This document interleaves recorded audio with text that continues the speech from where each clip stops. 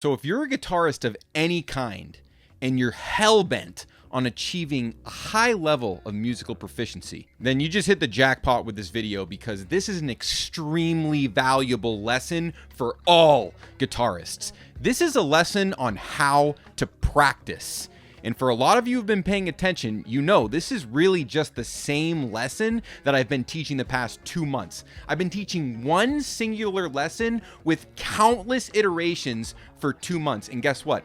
This is the last one, okay? We're making the paradigm shift in the next video, and wait till it's beyond what you can. Just wait till you see the thumbnail. So to really close this chapter on practice form 1, where we're doing triadic voice leading with range optimized pathways through that one specific chord progression, this is going to be an in-depth lesson on how to practice anything.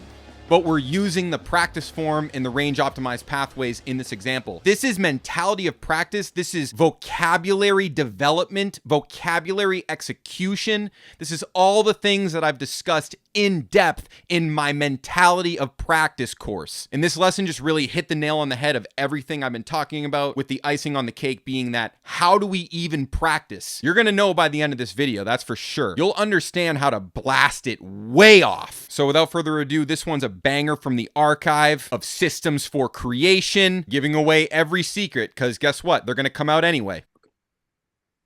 All right, back to this, right? So we can just think of the form here. This is our parameter at level 1, and then these are the components within that parameter. So the first thing we want to do is get comfortable just on those singular pathways, right? So this is kind of like mentality of practice, right? Like, how do you even do this? How do we actually start to ingrain pathways? This is kind of where like basic musicality starts to take place. And what we're going to do is start to develop like isolation portions of these pathways. So we're looking to isolate. Key thing cannot be understated. Isolation is the key here. And you can see, like, on a macro scale, like, that's the whole thing that we're doing. We've isolated the entire practice of music into this form. And the goal is to just understand everything that's possible within that form. This is how we move efficiently. This is how we don't get lost in the infinite chaos of musical potential. If we can understand all that is here, we're golden. We're golden, because it's going to just apply to every other form that we do. They're always going to be made up of major 7 chords, dominant 7 chords, minor chords, right? That's the 3 primary chord qualities. We can understand the context of those. We can understand the context of everything.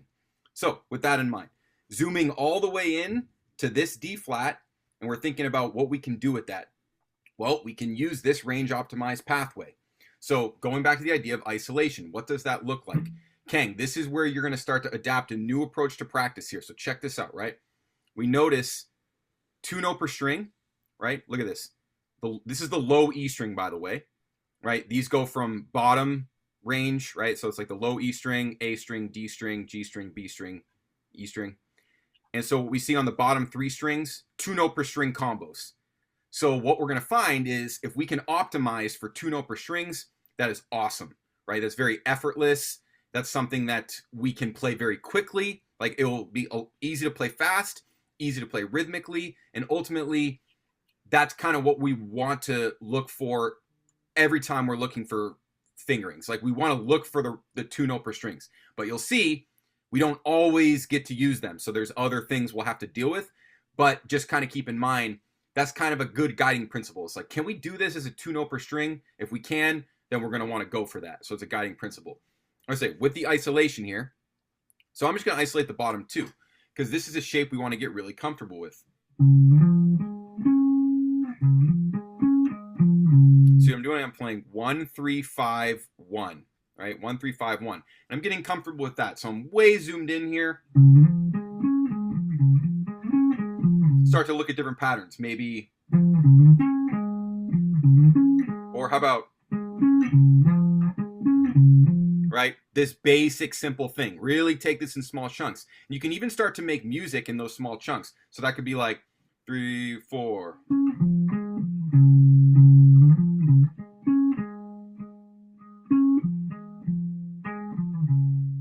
Right? You know, I have that rhythmic intention going, and it seems so simple, but just the virtue of having the rhythmic intention, that's kind of the very thing that's solidifying, right? That's what's solidifying the shapes, is that the moment that I push towards the rhythm there, right, that's the key. I push towards that rhythm.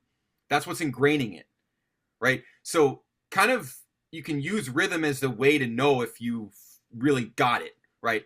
If you can play something rhythmically, that means you've got it. So we always want to have that rhythmic intention behind everything that we're playing, right? So with that in mind, let's kind of continue with just adding this next string. And then we're going to talk about how the fingering works here. So what we're seeing is on the 1, 3, 5, 1, the bottom two strings, I'm playing index, ring, index, ring. Index, ring, index, ring.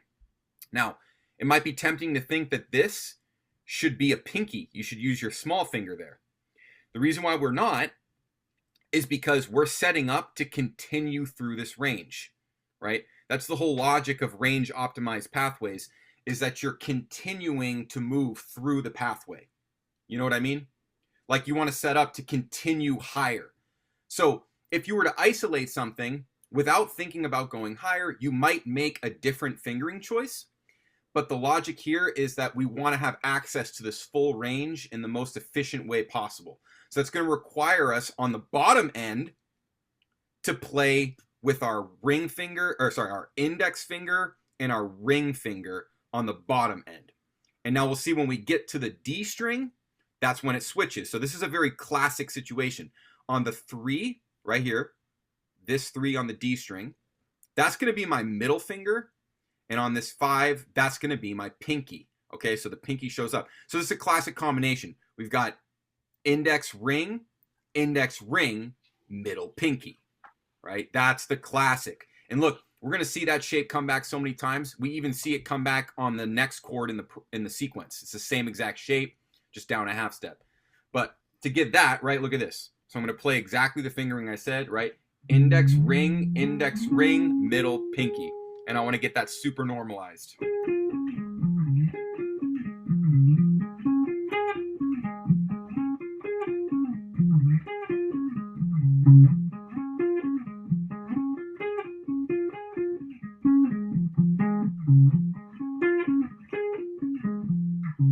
See, I'm improvising with that rhythmic intention. I'm just ingraining the pathway, really, really small chunks at a time here, because this is going to compound at scale massively. So we want to be all the way locked in. Okay, with that, let's keep going, right? Notice the string skip. So string skip is something we see all the time. It helps us optimize for the triads. And so this shape here, this is the shape we were most recently talking about, Eric. Always that isolation around that 3 note per string. You can think of this here. That's that first inversion, right? This is the first inversion grip. Look at this. So I've got my middle finger on that 3, right? So I'm kind of isolating the 3 being the bottom note, and that's why I'm calling it, oh, that nice little first inversion, right? Where it goes 3, 5, 1, 3, and that's going to be middle finger on the 3. Now my pinky is leading out here. My pinky is leading, my small finger.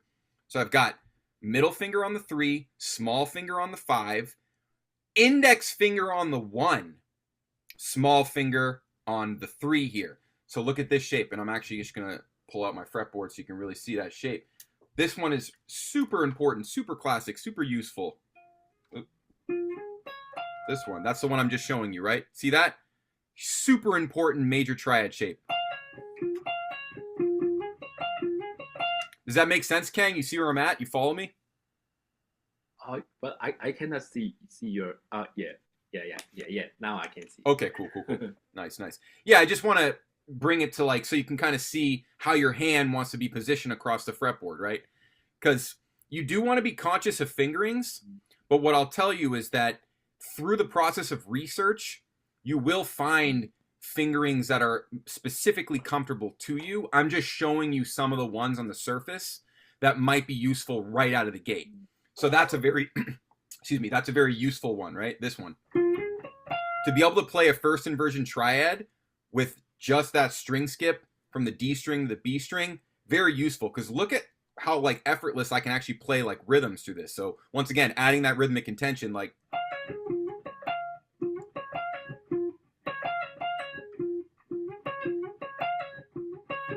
right? All this is like very effortless, very effortless. That's what we're looking for. So the whole thing with my pick here is I don't have to think about the picking very much because the fingering itself is very accessible.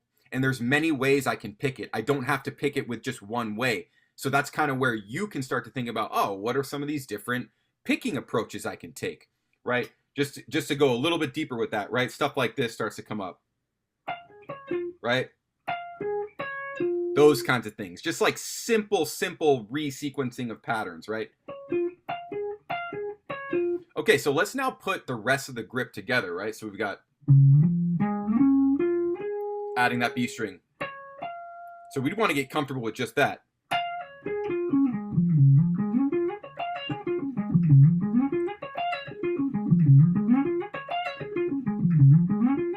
And let's add that top string now. Let's add that top string, right? So I'm going index, pinky, and then I'm going index, pinky. So I'll go back to the diagram because this is super important. We want to think about now here, see where my pinky is here? Now my pinky is leading. So it's leading on the D string. It's the top note on each string, right? So my pinky is here, my pinky is here, my pinky is here, my small finger. So just playing from right here, right? Getting this first inversion grip all the way to the top, super classic. So to get this. This is a really good practice. One thing, see that's hard, right? If I go from the very top of the grip, oops, sorry, to go back to it.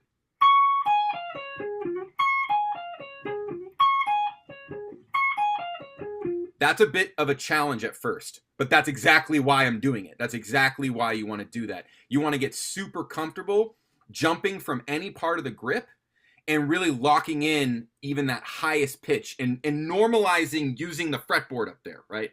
So for you guys, like, you guys have fretboards that can reach up there like relatively comfortably all the way to the 21st fret. I'm just checking. Yes. Nice. What about you, Kang? Hell yeah, you got it. That's accessible to you is what I'm asking. Like, that shape is pretty accessible on your instrument. Even though it's the absolute highest end of your range, it's still within grasp. Good. Yeah, I just want to make sure. Because part of the exercise is that, like, we're working on this part of the fretboard because it's kind of easy to get lost in it when it's so small, right? But the benefit of working up there is it is small. So we can access these shapes under our fingers because the frets are smaller, right? Now, what we're going to do is still apply these in the lower range. And in some ways that's easier because it's easier to visualize, but it's requiring our hands to stretch a little bit more. But that's okay, right? It's just part of this practice. So in the beginning, I want to normalize using this part of the neck and feeling very comfortable with these shapes when the frets are this small. Okay, so now we've pretty much covered this D flat major triad shape. And at this point, you know, I'm obviously like expediting what your practice would feel like. But at this point, we can start to think of things like, you know, just play like basic, super basic rudiments of just going like.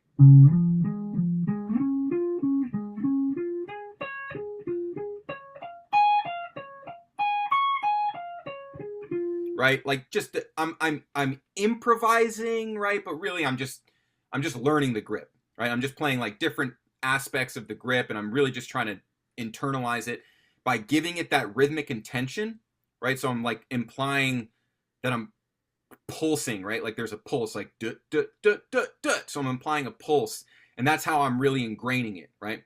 But at first, I'm just kind of thinking creatively to be like, okay, what are some like obvious patterns I can grab? Like, how about.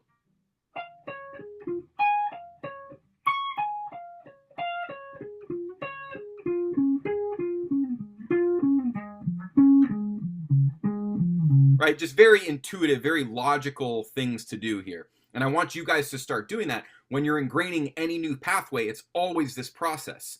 But what happens is it compounds. Because the more you do this, the easier and faster it becomes to do this, right?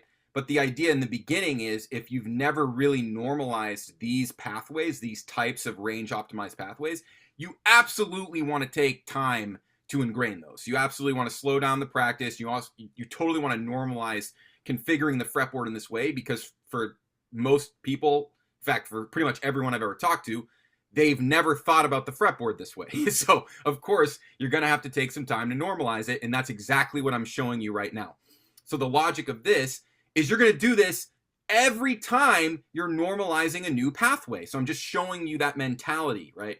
And there's a good lesson on this mentality of practice. It's just like reiterating the same principle, but I'm showing you what it looks like. Okay, with that in mind, we can go to the C. Before that, are there any questions over anything? Anything I can clarify, or are we mostly good to go? So that shape, you're going to be using your ring finger on the 1 on the 16 A string. That's going to be ring finger. Middle finger will be the 3rd, and pinky will be the 5th, right? 100%. Okay. 100%. You got it, right? All right. Yeah, and you see the logic of that. It's just setting it up to continue through the range, right? And I always want to point out that depending on what you're isolating, certain fingerings might be easier, but it always just depends on what the goal is, right? Like some people would intuitively play, they play index, ring, index, pinky for obvious reasons, right? For obvious reasons. But if your pinky is there, you're kind of screwed, because then it's like, okay, so what are you going to do? Your ring finger pinky? That's not very comfortable, right? So that's just the logic. It's just stuff you always want to be aware of, and ultimately kind of get intuitive with doing that. Like you get intuitive with using your fingers to the point where you're like, oh, okay, well, I'm using this fingering because I'm going to continue through the pathway, right? So it's always that. Okay, so now with that in mind, we can go down to the C major and we just learn this pathway down a half step. So it's the exact same process. It's just down a half step. So what becomes challenging in theory, although I think you guys can totally do this, it's just the idea that you have to get good at the transitions. So this is difficult for a lot of people. And this is where kind of the jazz mentality of playing chord changes emerges. It's all about the transitions. So you could think of this simply as like the fretboard is like reconfiguring, right? It's reconfiguring as this chord shows up. So for this chord, it's configured this way. For this chord, it's configured this way. So the fretboard reconfigurations are happening in time, right? They're happening according to the harmonic rhythm.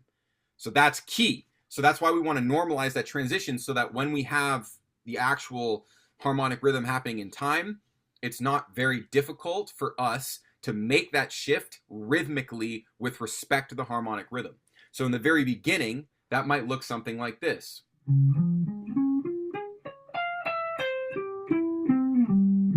Right? Now, I did it that way because if I'm looking at this harmonic rhythm here, I'm seeing this note being worth 4 subdivisions, right? So I'm saying 1, 2, 3, 4, or 1 E and A, right? And then this one is 2 E and A, or 2, 2, 3, 4, right? 16th notes we're talking about. So how does that relate to this? Well, like this: 1, 2, 3, 4, 1, 2, 3, 4, right? And then on that note, which is the top of the range, you've now covered 1, 2, 3, 4, 1, 2, 3, 4, and now it shifts into this chord. And so then this note here connects you to this note here. And that's marking that harmonic rhythm. That makes sense. Cool. Because that's pretty huge. I mean, that's the whole name of the game here. It's all about that transition, right? So if I just put that into practice, I could start by just playing 1 E and a 2 E and a, and then stop right here just to be like, okay, cool, I marked it. So that would be like, and I might practice that. Another way I can do this. See, I just did it from a different aspect. See what I did that time? I'll explain it. I started here, right? Started 1, 2, 3, 4, 1, 2, 3, 4, right? And then at this note, I just went down to this note, right? So I still connected it in the same exact way. I just set myself up for a different connection, right? Very, very meticulous practice we're talking about here, but this is the thing we're compounding at scale, right? So what we're doing is we're just identifying that transition where we have 1, 2, 3, 4, 1, 2, 3, 4, how do we get the sound of that transition, right? So first example. Okay, that's cool. What about this? Okay, that's cool. What about this? See that one? All the connections are dynamite. So what I did was I started here, right? Started from this one, went 1, 2, 3, 4, 1, 2, 3, 4, 1. Hit that one. Connected it there. And you notice how strong those connections are. When you hit that connection right on time, it's just like the whole planet just shifted. That's the point. That's the power of the jazz master. You have the ability to imply these harmonies so starkly with so much potency.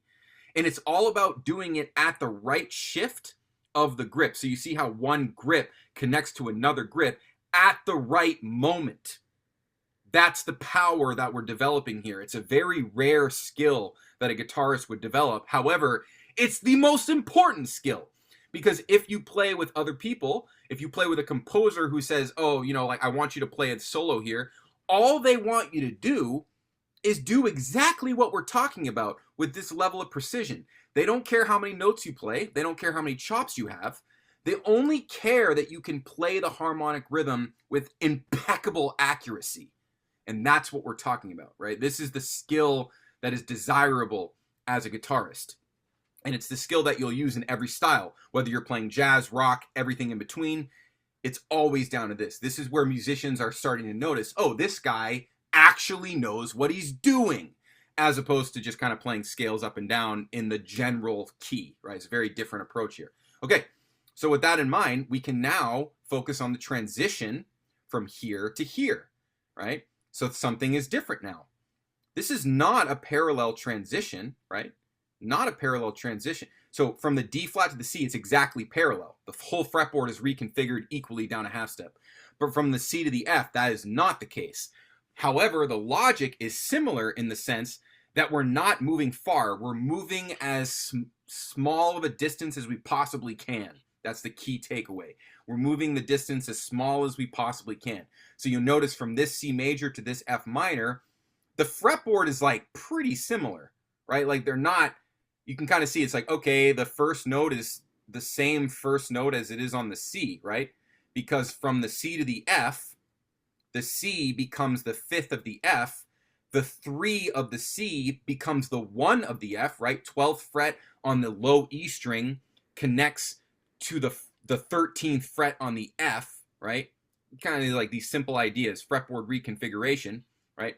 Now, look at this. This is where something shows up here that's kind of a new level, which is that, look, you have a 2-note per string, 1 note per string, 2 note per string, right? Now, Kang, for you probably haven't completed the fretboard mastery course yet, but that's in that roadmap that I sent you. So what you're going to learn very quickly here is there's 3 primary fingerings, okay? There's 3 primary fingerings that will repeat across all the different keys, all the different songs, chord changes. It always boils down to 3 primary fingerings. So right here, this D flat major and this C, these are both fingering 2. Now, what's characteristic of fingering 2, how you're going to remember fingering 2, is it has a string skip. It always has a string skip. And it's 2 note per strings. Remember I told you earlier about the 2 note per string optimization. We're looking to optimize for 2 note per strings. So what generally happens is we'll see a lot of fingering 2 situations which have 2 note per strings with a string skip, and we'll see those in combinations with fingering 3. Now fingering 3 has the 1 note per string. So let's just isolate this because it's kind of a new paradigm just opened up here, right? So we can isolate the bottom 3 strings where we have a fingering 1 situation, a 2-1-2, a 2-1-2, okay? So that's going to sound like, you know, obviously going to sound like a triad, but it's going to look like pretty effortless, right? Go like 2, playing index. In this case, I can play pinky there, so that's kind of nice. People like the fingering 2. It's from a classical. It's what classical guitar players think about.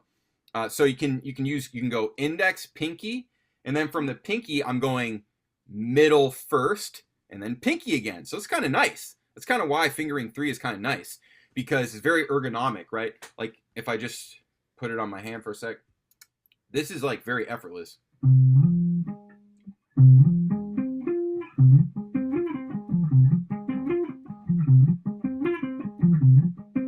So fingering 3 has its own benefit, you know what I mean? It's a different approach.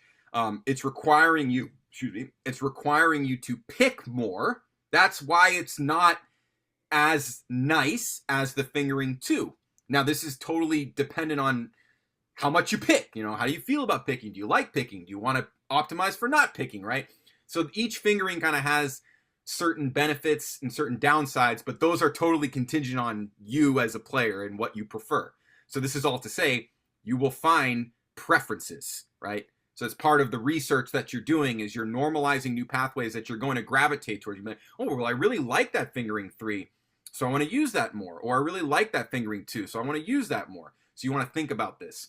Okay, so with that in mind, let's go back to the diagram. So now what we're going to do is we'll just continue up through the pathway here, and we notice that it's a hybrid because once we get to the G string, well, then it's a fingering 2 all over again. It's just a fingering 2. So that happens all the time. Now, we don't need to overthink this. It's just that in this example, this is just the perfect introduction to hybrids. Of course, there's hybrids, right? So let's kind of normalize that for a second, right? So from the bottom end of the range, always with this isolation. Okay, that's good. So I added da, da, da, da, da. Sorry, super bad at singing today. Right, from here. So let's talk about the fingering choices, right? This is cool because I can use my index on this flat 3. I can use my pinky on this 5. And so this is really good. So I can go pinky, index, middle, pinky, index. That's the benefit of fingering 3. It's always the easiest way to, like, you get to use your index pinky a lot, which is kind of good, especially for these kinds of stretches, especially in the lower range of the guitar, right? If you're in a lower range of the guitar, that can be pretty convenient to use that. So consider that. So with that in mind, I want to go through the whole fingering there, right?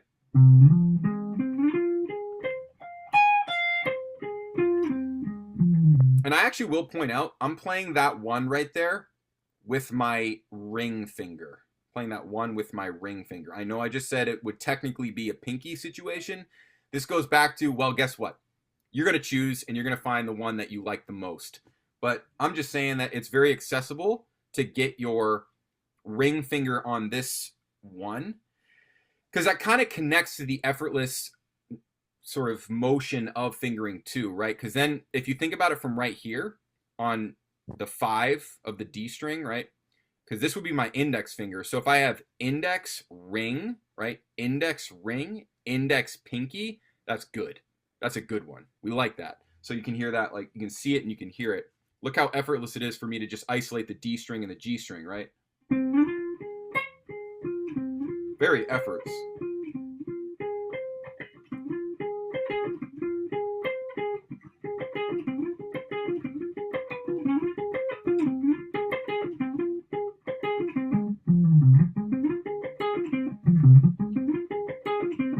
Like all of that is highly accessible and highly effortless once I've just normalized the pathway. So let's keep going, right? Let's finish it up here. Right, and you see where I am. Let's go back over here. So now I'm just adding this guy, right? So I can isolate. At first, the string skip will take some getting used to, so it's totally worth isolating just on the top 3 strings here. The flat 3, 5 to the 1 to the flat 3, isolating. Right, see where I am?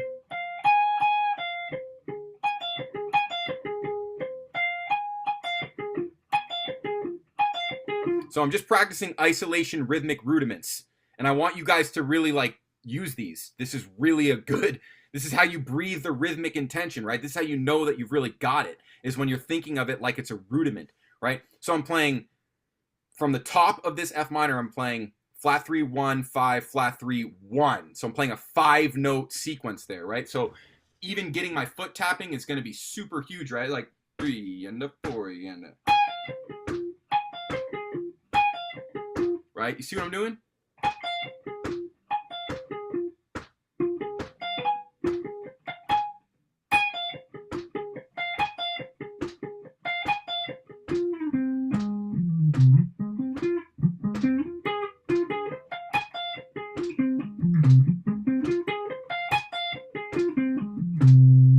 That's the kind of practice we want to be doing. We want to develop that rudimentary intention with these pathways. We're thinking of these pathways as rudiments, so we want to play them individually as such.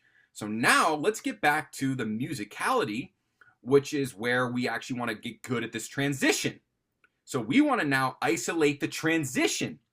We've isolated each individual pathway, and we've seen how we can practice these. We see how we can just stay on one pathway, practice different rudiments for a while. You can spend your whole warm-up just doing that. In fact, you could spend your whole warm-up taking just one of these, just a single one, like on a Monday. You're like, okay, I'm going to warm up with D flat. And you literally just do this. Like, okay, nice. Okay.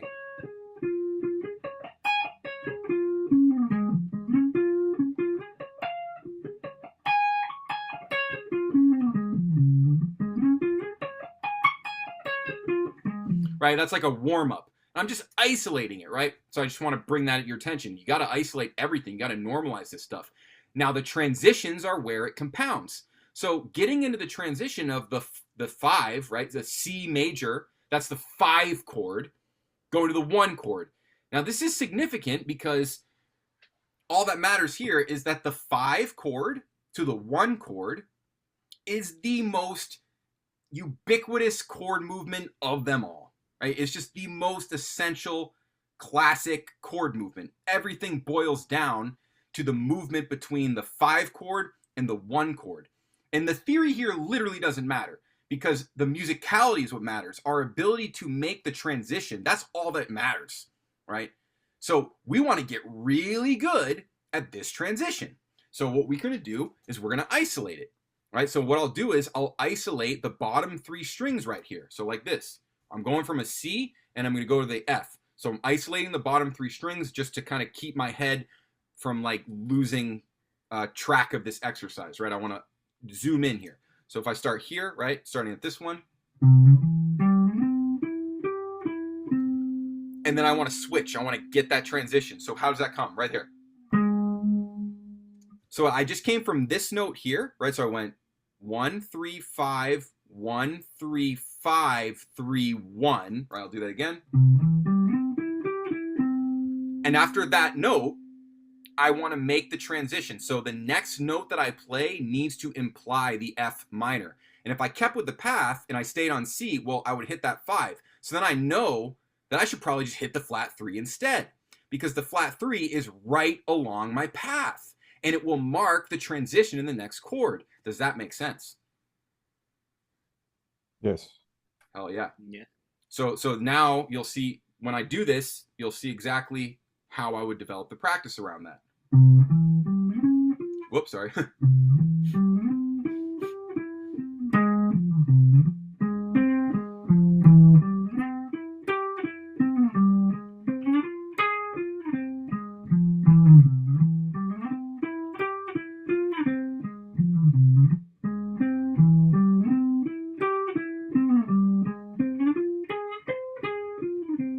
See what I'm doing there? I'm playing 1 E and a 2 E and a 1 E and a 2 E and a loop back here now, 1 E and a 2 E and so I'm isolating something within this progression, but I'm isolating a ubiquitous chord change sequence that will happen in every song we play, in every key, in every part of the fretboard.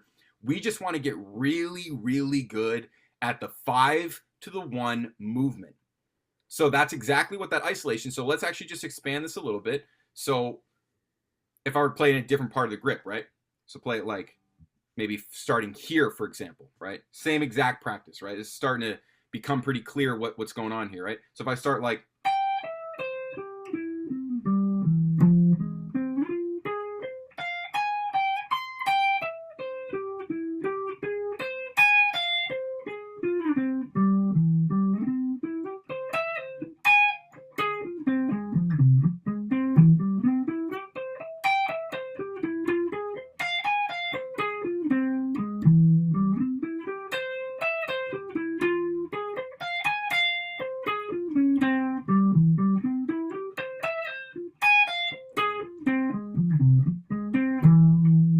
So what am I doing? I'm just adding more rhythmic variation, because that's what I want you guys to do. You can already do this, right? You can already actually start to add more rhythmic intention. You can add more subdivisions, because the guiding principle here is to make the change between this to this. So as long as I'm making that change with respect to 1E and 2E and change E and 2E, and if I go 1 and 2 and 3 and 4 and 1 and 2 and 3 and 4 and like, it's just like the same idea, but what I'm doing now is I'm developing some more rhythmic vocabulary. And by no accident, I'm doing the triplets, because that is something you guys want to start thinking about from day one. You want to start thinking about playing triplets above your 16th notes. Okay, so now this lesson takes us into a rhythmic intention. And before we spend the next 20 minutes talking about that, is there any questions over any of this so far? Anything I could clarify? Or are we pretty much on the same page here?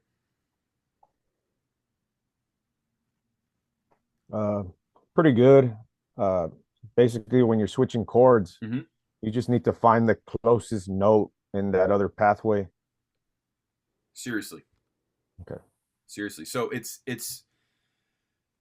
this falls under a few different terms, right? So one would be like voice leading, right? This is voice leading 101. But it's just voice leading from the perspective of being a guitarist, right? If you're a guitarist and you're good at voice leading, it means that you can see the fretboard reconfigure within the same region, right? So you're in the same part of the neck, and you're seeing how that part of the neck can imply different harmonies. And then you're coordinating that with the actual parameter, which is the form itself. So that's voice leading, aka fretboard reconfiguration, aka full-blown fretboard mastery. It's a very, very rare skill, because most people, they get so confused by thinking about all these different shapes that you have to comprehend in order to do this reconfiguration. But lucky for us, we've boiled it down to the 3 shapes.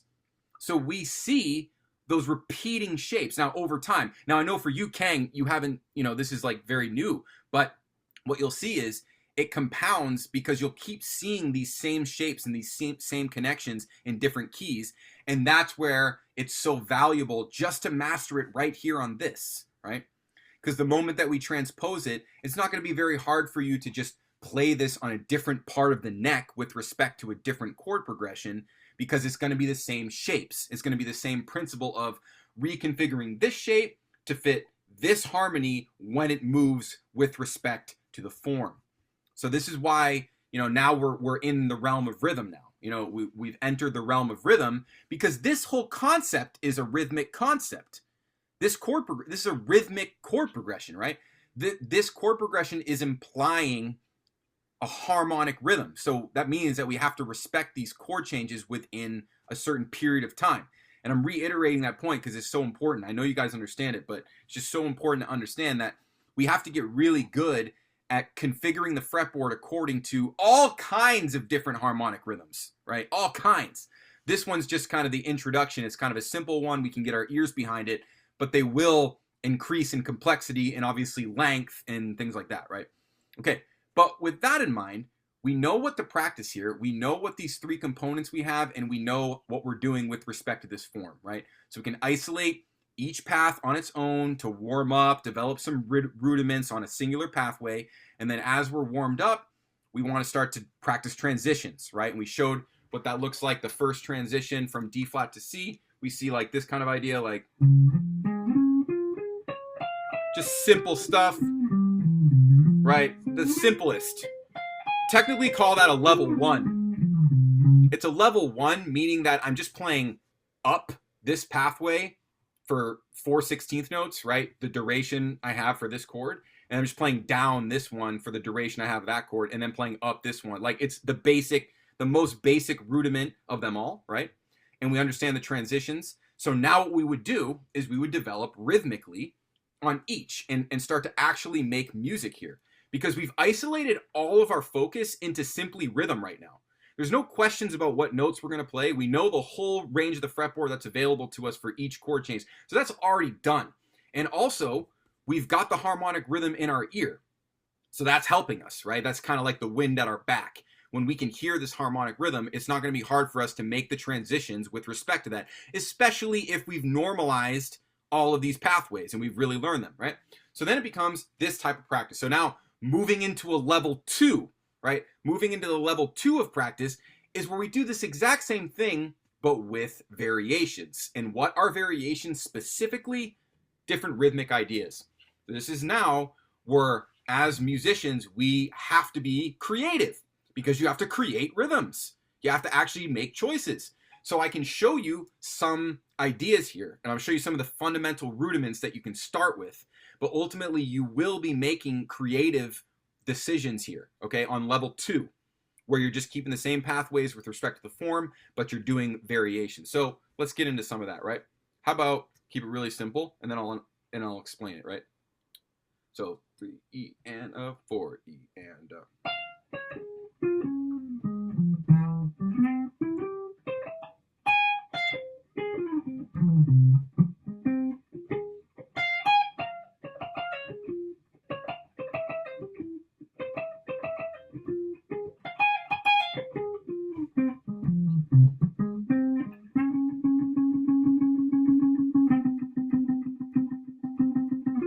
Right? I'm simplifying this whole thing just to get that ear.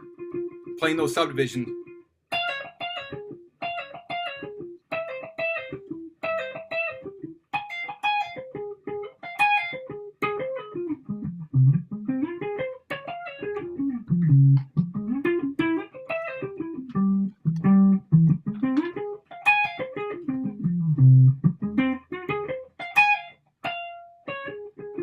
So I went back to that D flat. Is it making sense what I'm doing at least? I mean, I know it's like I'm improvising, right? But you see where these improvisational, like rhythmic ideas are coming from. They're very simple. I'm looking for like comfortable things. I'm looking for comfort, right? And what I did in that example, I hope it didn't confuse you guys, but I was playing not 16th notes. So I wasn't playing 1 E and 2 E and I was playing 1 E and a 1 E and a 2 E. I doubled it up one level deeper, right? I doubled it up, right? So technically I was playing 64th notes is what you would, I was playing 32nd notes. I was technically playing 32nd notes. So let's talk about this, right? This is huge. And this is where you want to focus your creative energy. Because here you focus your sort of like intellectual, like factual type energy, right? Your analytical thing. Here is now we're talking about being creative, making music, right? It's kind of a different leap. So that has everything to do with rhythmic subdivisions.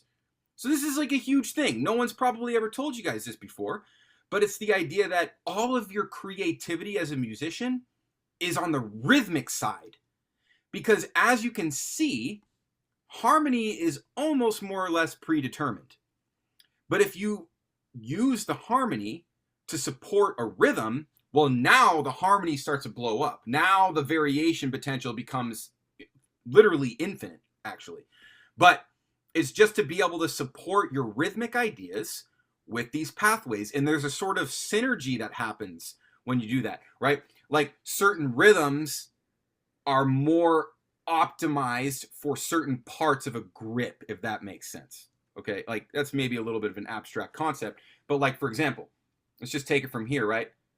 So this 3-1-5-3. I keep coming back to that because I think you guys will use it a lot. But if I'm playing like 1 E and 2 E and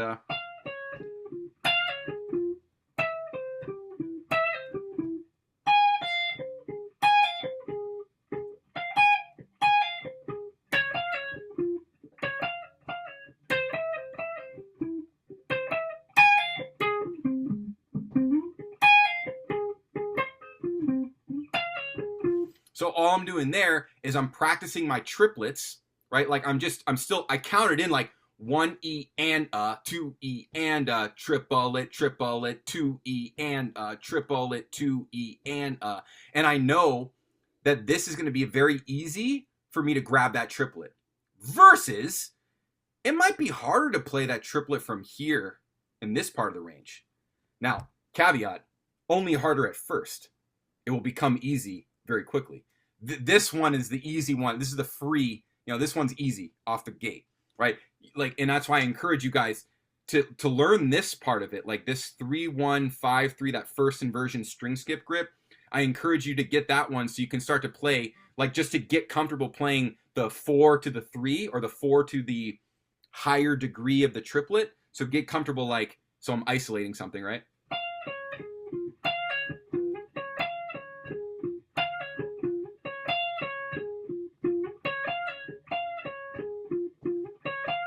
So that's like a rudimentary practice right there, where I'm just connecting my feel, like my rhythmic feel, to the fretboard grip. And I'm just being like, okay, I can feel 1E and triplet, 1E and triplet. So where can I put my fingers in that configuration to make that effortless rhythmic intention come through? Well, this part, for example, right? This thing I'm just showing you right here. Now, let's just make another example. Down here, you can kind of start to see, well, geez, is that going to be harder? Yes, kind of, but not necessarily that much harder. So if I go 1, 3, 5, 1, right? So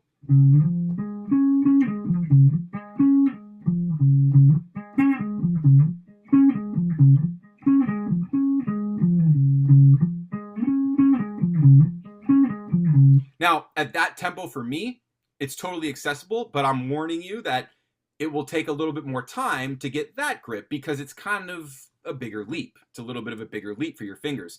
The benefit of this part of the grip is it's all close by. This is all reachable without even having to move your wrist at all. Here, you got to move your wrist, right? So it's just a different thing, right? So what you'll learn over time is that all of the 2-note per string situations, like all of this, totally going to become effortless. At a certain point, you will be able to play this stuff as fast as you want.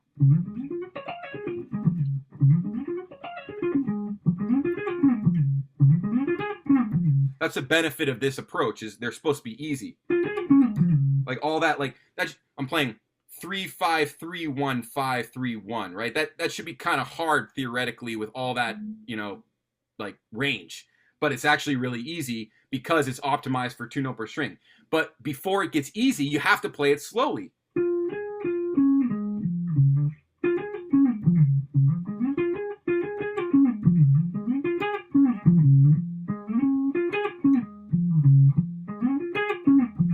So that's kind of where you isolate certain parts of the grip because you're like, that one's going to be a little bit challenging because I haven't really normalized it in my mind. So then you just take a moment, you isolate, you normalize, and you try to push the tempo or push the speed in the sense that it should be easy. So as long as you're pushing the speed and it's easy, like it's not harder for me to play this than it is to play this.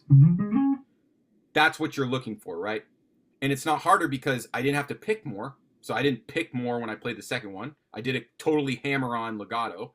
That's where all the speed comes from. That's why the 2-note per string is so important, because you pretty much don't really need to pick like any of it. And that's where all the speed comes from. When you get really good at not picking, but playing rhythmic intention without picking, now you're getting to a very, very, very high level. Because what happens at that point is your technique is starting to become limitless. You're starting to access a limitless technique. There's no cap on effortless technique. You know what I'm saying? Right? If your technique is contingent on you like working really hard, you got a problem.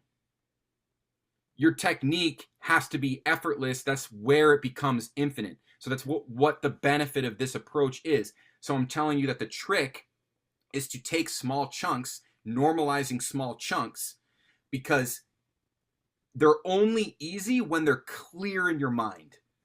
And even after this lesson, a lot of this stuff is probably going to become pretty clear in your mind. But I just wanted to be clear that the speed opens up not by trying to pick more and do more like technical practice. The speed is coming from just being 1,000% confident in the pathway, right? That's what it is. So how do you get 1,000% confident in the pathway? Well, like back to the rudiments.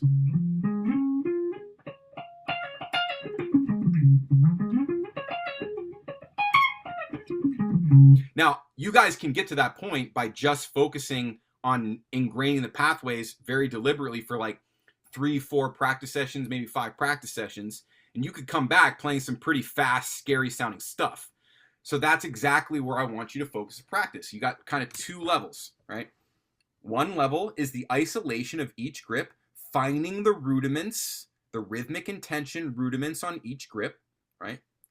Level 2 of the practice will be to make the transition between the grips.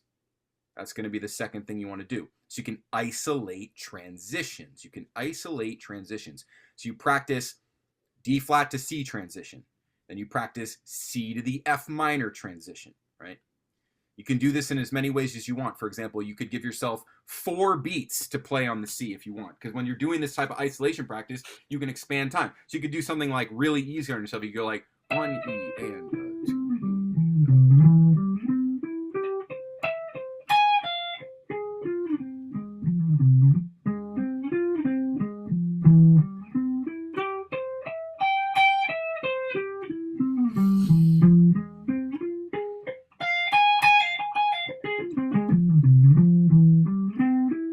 See what I'm doing there? I'm improvising, but I'm just respecting the connection. And when I did improvise, I just played some more subdivisions. So see how the subdivisions is like always, that's the secret sauce, right? That's where all of your variation is coming from by like shifting your focus onto the subdivisions, which is difficult because if you didn't already do your homework with, just knowing the pathways, you don't have any intellectual bandwidth to do that. You know what I'm saying?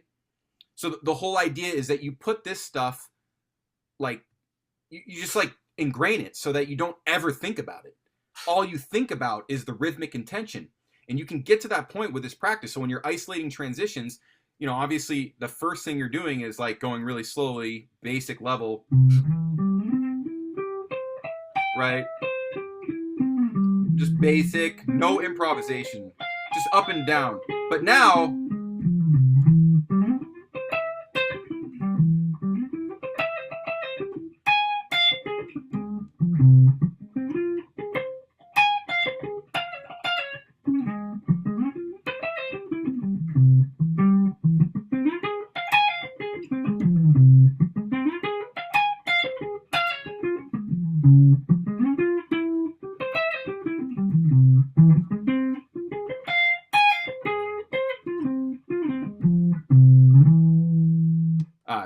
you see what I'm doing there, right?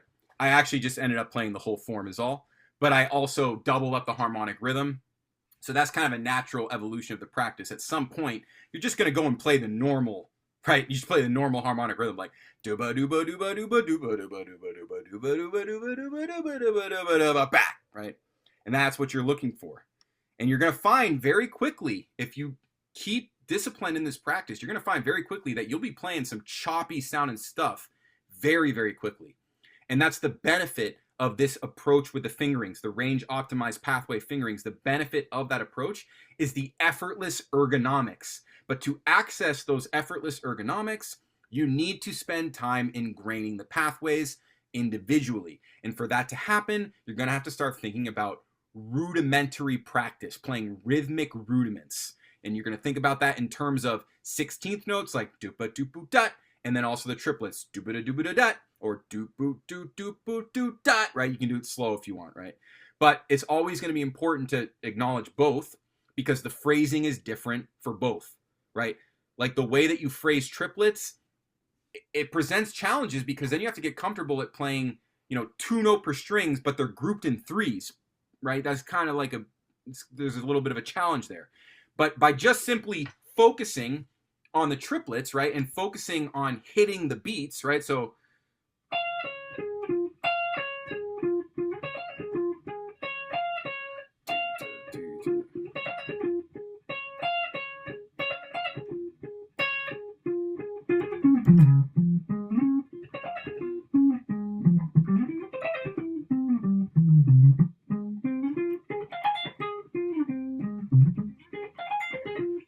getting a little fast for my own taste there. But you see what I'm doing is I'm just playing that triplet and I'm showing you how effortlessly I can play it even like at that speed by using this fingering, right? Like I really want that point to come through for you guys, is just to see like you can literally start playing really, really fast with this approach, but it's about hearing the subdivisions in your mind.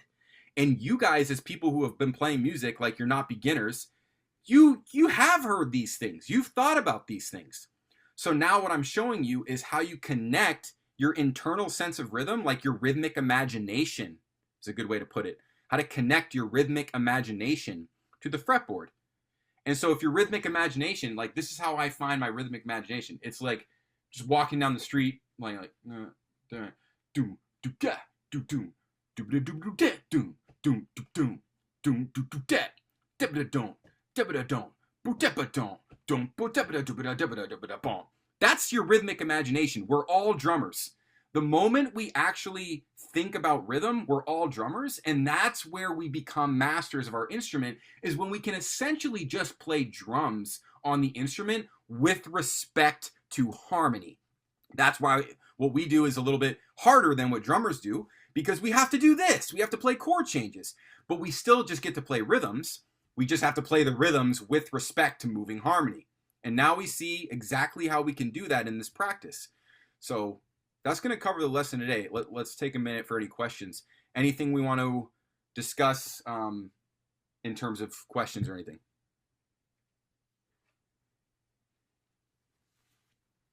I'm pretty good. No, it's very clear. Nice. You said it's clear, Kang? Yeah. Nice. So you guys know what to practice going forward? Yeah, basically just kind of pay attention to the fingerings and try to find the optimal one that kind of gets you to the next part of the pathway, you know, as easy as possible. 100%. 100%. And then also just developing that rhythmic intention at all levels, right? So whether you're isolating a single pathway, to just develop a rhythmic intention within that and start to find some like effortless movements, effortless rudiments, right? That's going to be key. And that's going to be a part of a research and practice. So that's why I encourage you guys to kind of like think about your imagination rhythmically. Like, what are some of the rhythms you like? You know, think about it. Like, I know it sounds kind of like, it's kind of abstract, but I want you to make it not abstract. I want you to be like, okay, this rhythm keeps popping into my head. How can I execute that through the grip? Things like that. That's kind of like a practical research approach that you can always be taking. So I'm just encouraging you guys to always be thinking about the rhythm in this practice. That's all. Always. It's just, you have to presuppose it, because when you get to the point of playing music with other people, it's all rhythm. You forget all about this harmony stuff. That's second nature. That's just ingrained. There's no thought there, right? That's why you don't think about the note names. We don't need to freaking memorize. It's nothing about that. It's all about your rhythmic imagination. And so you're just learning how to access that with respect to chord changes on this first example. And of course, it compounds with other forms that we will get to in due time. But for now, that's the limit, this 2-bar practice form, and you see what's possible there. And if you can get that whole practice going with just that, it's not going to be a big leap to do it on the next form that we'll introduce, which is coming soon. Okay. Yep.